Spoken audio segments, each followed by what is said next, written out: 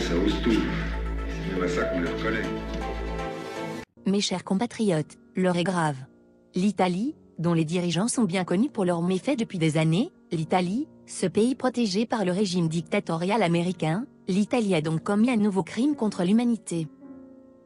Il y a 2 mois, alors qu'à la demande du nouveau gouvernement grec, nos troupes se tenaient à Athènes, le dirigeant italien a décidé, sans aucun avertissement préalable, de bombarder cette ville millénaire. Des milliers de Grecs, civils ou militaires, sont morts durant ce crime. 20 000 de nos jeunes gens ont également péri. Aujourd'hui, nous pleurons la plus grande catastrophe depuis des décennies. Les dirigeants italiens se succèdent depuis des années et commettent tous les mêmes atrocités. Peu avant ce bombardement, l'Italie avait armé des troupes rebelles. L'Italie est également suspectée d'avoir fomenté de nombreux troubles de par le monde. Elle est, depuis le New Deal, une des nations qui entraîne le plus le monde dans la décadence avec ses alliés américains.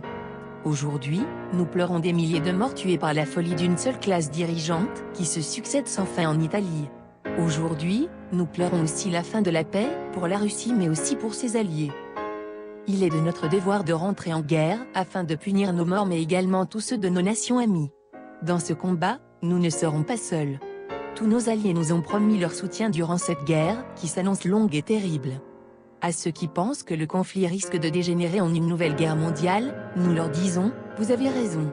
Mais nous ne pouvons pas faire autrement que d'en finir avec le régime italien et ses dirigeants fantoches. Dès à présent, des troupes sont levées partout en Russie. 150 milliards de roubles viennent d'être débloqués afin de mener cette guerre à terme. Les opérations commenceront dès la fin de ce trimestre.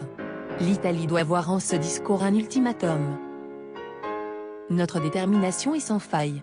Seule la démission des dirigeants actuels, la tenue d'élections libres sous contrôle onusien, la dissolution des services secrets italiens et de leur armée, pourront nous faire changer d'avis. Nous demandons à toutes les nations alliées de l'Italie de ne pas intervenir. Si malgré notre avertissement, elles le faisaient, nous déclinerions toute responsabilité dans l'extension du conflit dans leurs terres. L'Italie a trop fauté, elle doit payer. Il est désormais temps d'aller pleurer nos morts et prier pour que ceux-ci restent les derniers mais en ces temps troublés, je ne saurais le promettre. Je vous souhaite à toutes et tous un grand courage. À bientôt.